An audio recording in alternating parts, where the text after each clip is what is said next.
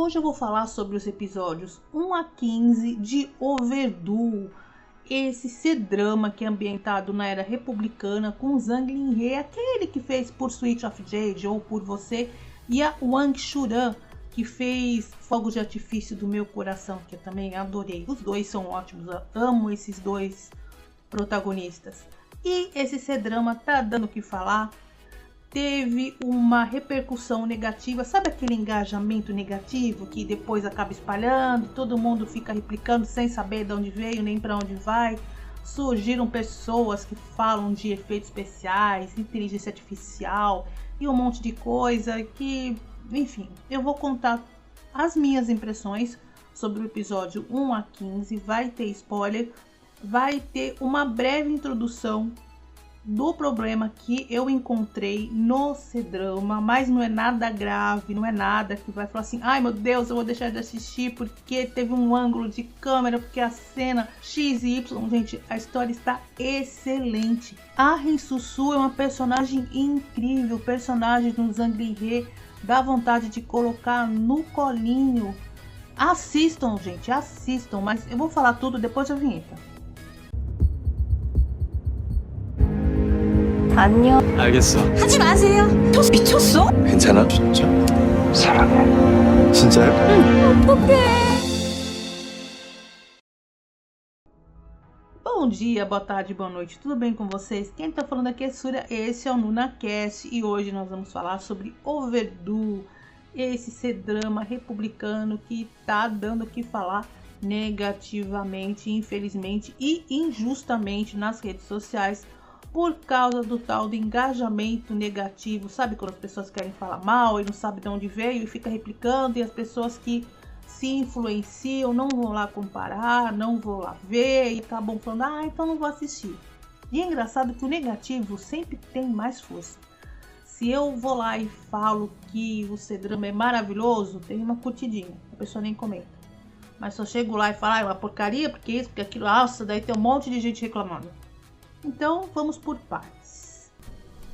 A primeira reclamação está sendo sobre o uso de inteligência artificial na série, mas isso daí eu vou deixar para falar mais para frente.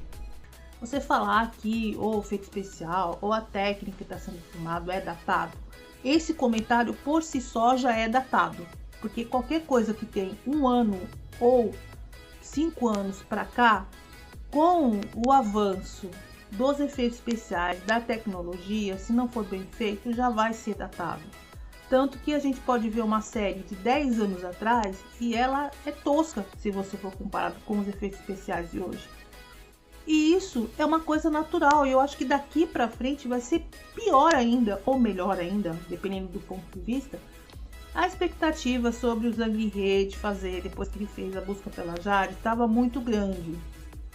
E esse C-drama é muito diferente de Por Você, né, da outra série que ele finalizou. Então, eu acho que, sei lá, um dos comentários foi, porque o efeito especial é ruim, porque o ângulo de câmera, porque os cortes, porque o blur, porque não sei o que. Gente, vamos ser honestos. Ninguém fala de efeito especial. 99,9% das vezes dos comentários nas redes sociais é se o ator é bonito, se a atriz é legal, se a história é romântica e se tem final feliz. Ninguém fica comentando de efeito especial, na boa. Tanto que tem muitos sucessos aí que tem efeitos especiais horrorosos. Eu não tô falando, porque a jogada de câmera, porque a luz. De onde vocês estão tirando isso? Eu tô no episódio 15, eu não vi nada disso. Não vi. Teve realmente 2 cenas que foram até divertidas, que acho que até virou meme, mas isso vai ficar na parte de spoiler. Mas enfim, para eu não me prolongar muito, tá? Eu vou dar 3 exemplos de séries que fazem sucesso ou fizeram sucesso e tem efeitos especiais questionáveis e ninguém comentou. Olha, Amor entre Fada e Demônio, gente, aquilo é horrível. Tem recortes assim que parece feito no PowerPoint, sabe? Aquele negócio assim horroroso, aquele fundo, aquele horroroso. Aquele, em matéria de efeito especial, não tem pra ninguém. Aquele é um dos piores. Os Indomáveis, eu amo Os Indomáveis. Amo. Recentemente eu indiquei Os Indomáveis para uma pessoa assistir, a pessoa dropou, fiquei chateada, confesso, mas a pontuação da pessoa, falando, nossa, os primeiros episódios, inclusive, o Braço Fantasma, estava muito mal feito, e realmente estava, mas eu não ligo, e principalmente porque é uma série muito, assim, que nem eu falei, não é antigo, 2019... Não é antigo, 2017, 2018, 2019, não é antigo. Como a tecnologia está correndo muito mais rápido, os efeitos especiais estão ficando muito bons. E mesmo para a época, Os Indomáveis tinha efeitos especiais baratinhos e era ruim mesmo, para a própria época. Mas eu tenho um filtro que muitas pessoas pode ser que não tenham, então dropar. Mas enfim, isso é uma outra história. Quem Conquista o Mundo, gente, Quem Conquista o Mundo, eu cheguei a dar risada. De verdade. Tem uma cena de batalha que eles duplicaram os cavalos. Eu inclusive coloquei essa cena lá no Momento K-Drama, tanto dessa quanto do Amor entre Fada e Demônio.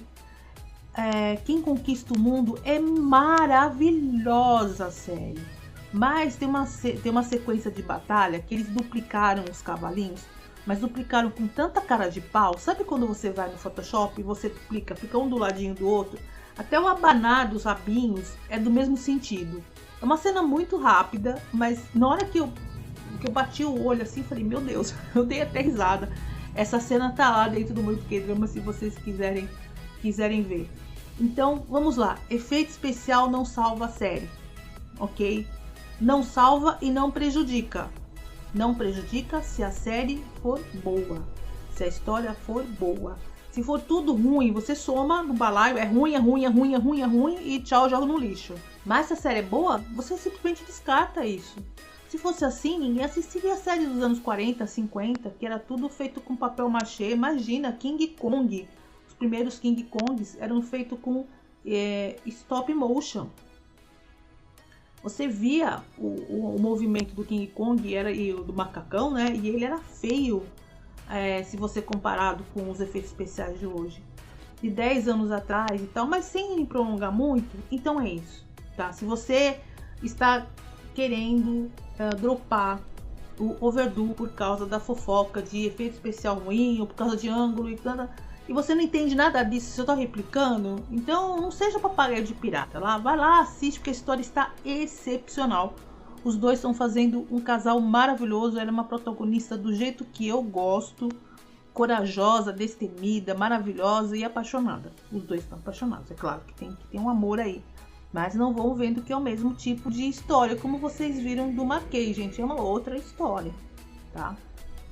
Agora eu vou falar da parte de efeitos especiais produzidos por inteligência artificial. Ou a produção feita por inteligência artificial. Vou deixar claro uma coisa bem sinalizada aqui. Eu fico preocupada e sou realmente totalmente contra que todos os atores sejam substituídos por personagens produzidos por inteligência artificial. Ok? Acho que realmente tem que ter uma legalização, tem que ter um controle. Agora, como é que vai ser feito isso? Como é que vão resolver isso? Eu não tenho controle sobre isso.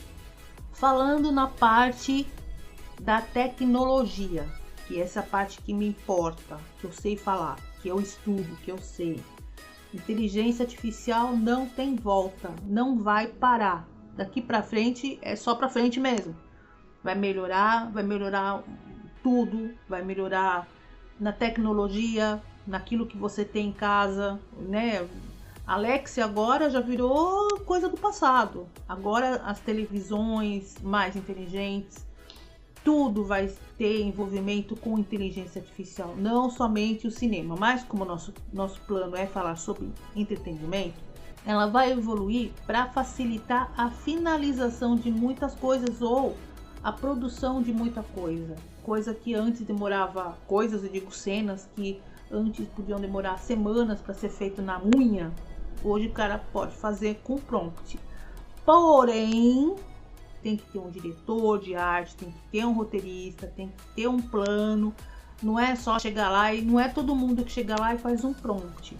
Só reafirmando, eu estou usando esse argumento para o uso de inteligência artificial pelos grandes estúdios. Não estou questionando o uso de inteligência artificial para quem faz videozinho, para quem faz deepfake, para quem usa de maneira irregular. Isso daí é um tópico para ser discutido em outra ocasião, sei lá, com um debate com outros especialistas. Aqui eu estou falando sobre os estúdios e exclusivamente sobre esse C-drama. É uma coisa nova que eu vejo que vai se adaptar ou se regularizar com o tempo, mas eu não tenho como prever isso a longo ou a curto prazo, ok? O que eu posso dizer é o seguinte: o que está tendo de errado é uma generalização de que tudo que é feito com inteligência artificial é porcaria. Eu acredito que a inteligência artificial como recurso de ferramenta, vamos sinalizar bem assim, gente, tá? Como recurso de ferramenta, ela é muito útil para facilitar a finalização de obras do cinema. Olha só, eu vou fazer um retrocesso nos anos 70, quando o George Lucas fez Guerra nas Estrelas, quando era tudo na unha. Depois progrediu para o chroma key. Agora, quando a gente viu o 3D, o Matrix, por exemplo, evoluiu para câmera de 360 graus, que a gente conseguia dar a volta. Tudo na arte vai evoluindo. E agora nós estamos na fase, na captura de movimento, que usava as bolinhas. Acho que todo mundo já viu, os atores com as bolinhas, que parece um sorvete de pistache, né? E agora tem inteligência artificial, mas, como eu disse, ainda é necessário ter a criatividade, porque a máquina ainda, eu coloco tudo ainda, porque eu não sei o que vai acontecer nos próximos 1 ano, 2 anos. Hoje a máquina ainda não é criativa, ainda não tem imaginação. A máquina, a inteligência artificial, ela não sonha. Como bem lembrado no livro que baseou o filme do Blade Runner de Philip K. Dick de 1968, que tem o título de Androides Sonham com as Ovelhas Elétricas. Não sonham, gente, não sonham. Outro exemplo legal também que eu tenho que colocar é que há 5 anos atrás, na série do Mandaloriano, foi introduzido o personagem do Luke Skywalker em uma cena que, nossa, viralizou assim, fez todo mundo chorar. Porque hoje todo mundo sabe que o Mark Hamill já não tem mais a idade do Luke Skywalker jovem. E um rapaz em casa conseguiu, através do deepfake, que agora não estão usando mais deepfake, para colocar o Luke Skywalker na cena. E ficou muito melhor do que o próprio estúdio, que deve ter gasto horrores ali. E a gente vê na internet hoje vídeos, claro, que nem eu falei, não é legal, não é certo, toda a parte jurídica, e de trabalho que envolve isso, vários vídeos com reproduções ou refazendo cena de clássicas de livros de Star Wars com a Carrie Fisher, a falecida Carrie Fisher, e o Luke Skywalker jovem, tá há anos luz melhor do que esse vídeo que foi feito do Mandaloriano há 5 anos atrás. Vocês estão conseguindo entender o que eu quero dizer? 5 anos, o quanto evoluiu os efeitos especiais, o que pode ser produzido daqui para frente. Mas, como eu disse, é uma coisa que deve ser discutida legalmente daqui para frente. Mas, enfim, entenderam? Então, quando a pessoa fala, ai, foi usado inteligência artificial no Overdue, ai, que coisa pobre, ai, que coisa feia, é sinônimo de que a série é ruim. Não. A mesma coisa que hoje as pessoas muitas vezes usam o termo fanfic. Acho que todo mundo já ouviu quando vê uma história. E muitas vezes tem fanfics que são maravilhosas. O termo fanfic é pejorativo da mesma maneira que o zoiar é pejorativo, só que eu não vejo assim. Inclusive eu fiz uma matéria lá para o Momento K-Drama de um C-drama chamado Late Blue Night, um C-drama BL, que foi feito inteiramente por inteligência artificial. Ele tá tão perfeito que a própria inteligência artificial chegou à conclusão que teve um trabalho de edição tão perfeito que não dá quase para perceber que é por inteligência artificial. eu acredito que é mais um passo para produtores independentes. Mas eu falei tudo isso lá no próprio artigo. Vão lá dar uma olhadinha do que eu achei, o que esse C-drama me fez surpreender e ficar tão apaixonada por ele. Mas vamos continuar, né, por aqui. A série conta a história desse rapaz, né, que é interpretado pelo Zhang Li-he, o Murong Qingyi, né? Ele é aliás, os dois são dois estrepados na vida. Ah, vai ter spoiler, tá, gente? Então são dois que se ferraram na vida. Então o que aconteceu? Eu fiquei meio confusa. Vou começar pela história dele, porque eu fiquei meio confusa. Falei, ah, meu Deus, ele nasceu na família Li. Daí a mãe falou que talvez ele tenha sido trocado na maternidade. Então, quando ele tinha uma certa idade, porque o pai achava que ele não era o filho dele, enfim, aquela coisa toda. Ai, não é meu filho. Então, ele foi, entre aspas, devolvido para a família Muron. Então, ele ficou tendo dois pais, pai adotivo, que tratava ele mal, e tecnicamente dois irmãos, porque ele tinha um irmão da família Li e o irmão da família Muron. Só que nenhuma das duas famílias gostam dele.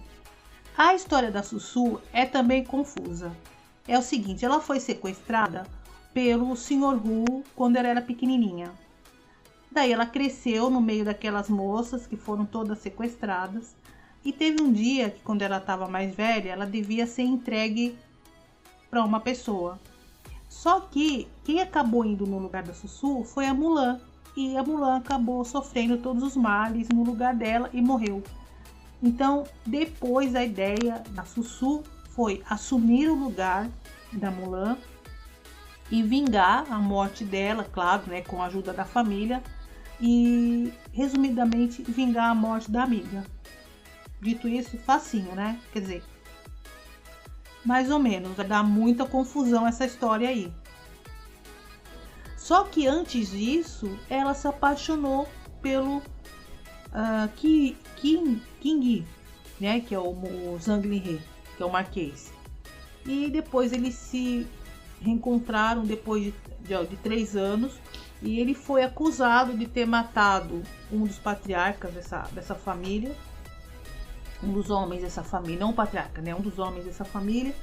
E, enfim, e ela acabou ficando como noiva, porque ela tá com a outra identidade, como noiva do irmão, né, vou falar do Marquês para ficar mais fácil, do Qingyi, que é o Marquês. Entenderam? É uma baita confusão, mas tá muito legal porque assim, os dois têm o mesmo, mais ou menos o mesmo objetivo, que é acabar com a família Huo, né, no caso deles, porque eles são os filhos da mãe, eles são do mal, né? Mas ela não quer revelar para ele, a princípio, o perrengue dela, não porque ela tem vergonha ou alguma coisa, mas é porque ela vê que o negócio é tão sujo que ela não quer prejudicá-lo. E da mesma maneira ele tá tão apaixonado, ele tá apertando o botão vermelho, sabe, dane-se, que ele quer ajudar ela, porque ele falou assim, não, a minha vida já não vale um centavo. Tanto que ele ficou 3 anos preso por conta desse crime que ele não cometeu. E inclusive ele era um médico e cortaram os tendões de uma das mãos dele e ele não consegue mais exercer a medicina. Então, até onde eu estou no episódio 15, eles já revelaram mais ou menos um pro outro seus perrengues, que eu achei muito legal. Eles não ficaram esperando até o episódio 30 para falar dos problemas, tá mais ou menos um sabendo do outro. É que acontece que a família, né, desse Huon aí, eles são muito, mas muito poderosos.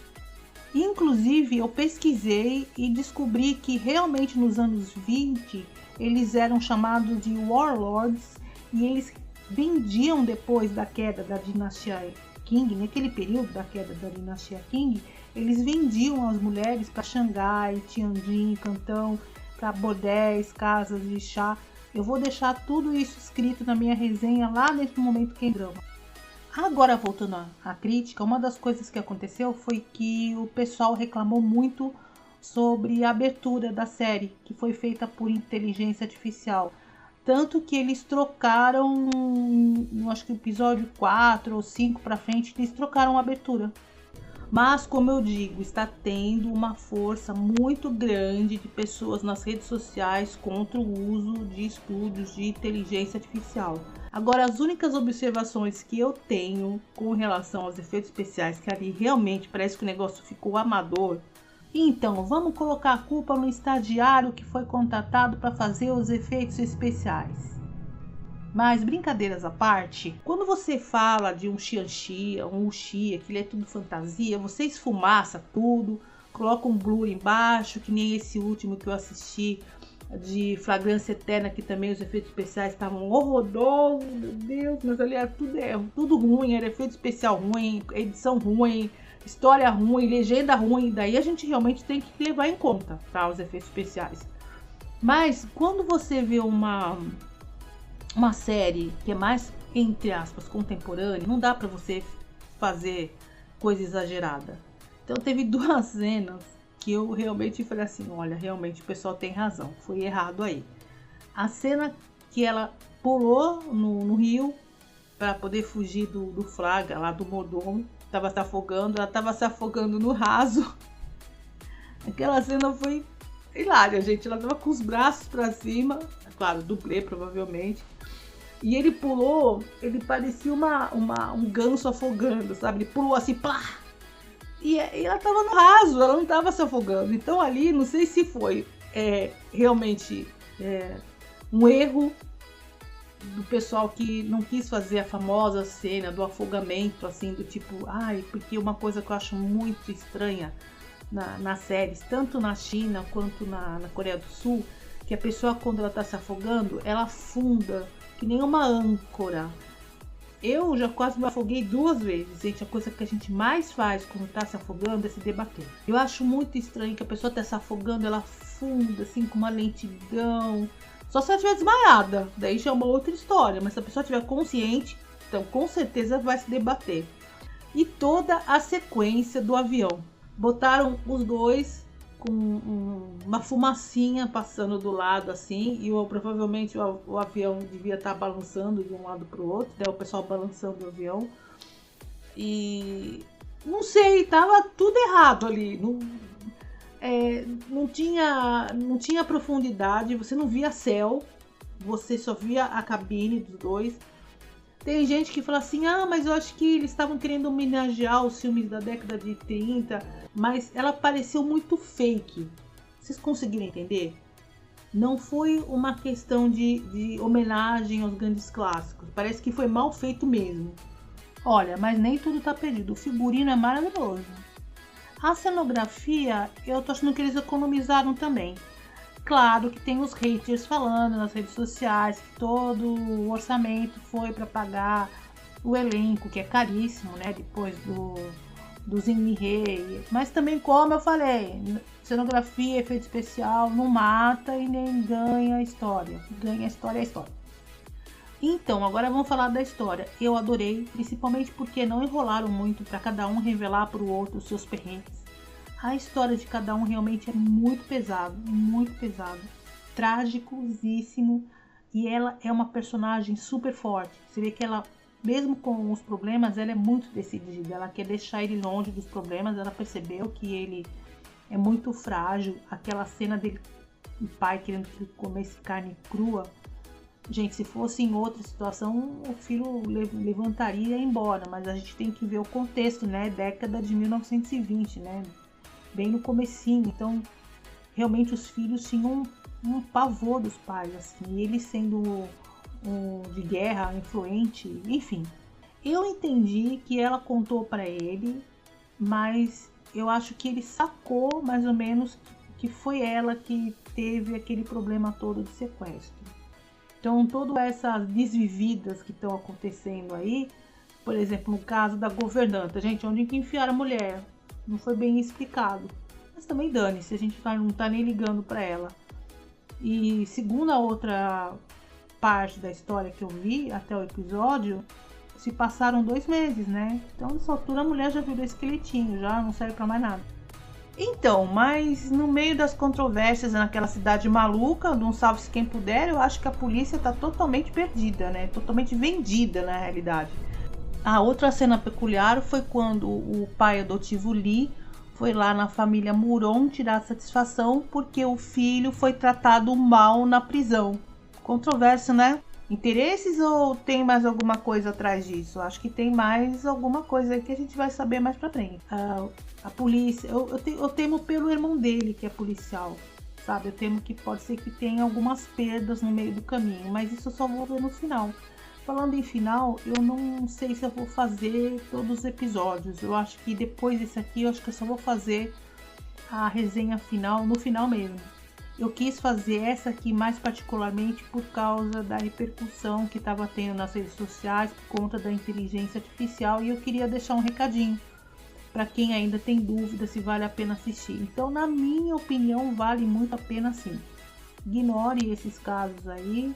Se você é um tipo de pessoa que não tá nem aí para efeito especial e tudo mais, e não tá nem aí para fofoquinha de rede social, assista que vale a pena. Então é isso, tá bom? Então quem tá falando aqui é a Surya, esse é o NunaCast, até o final da série de Overdue. Beijos!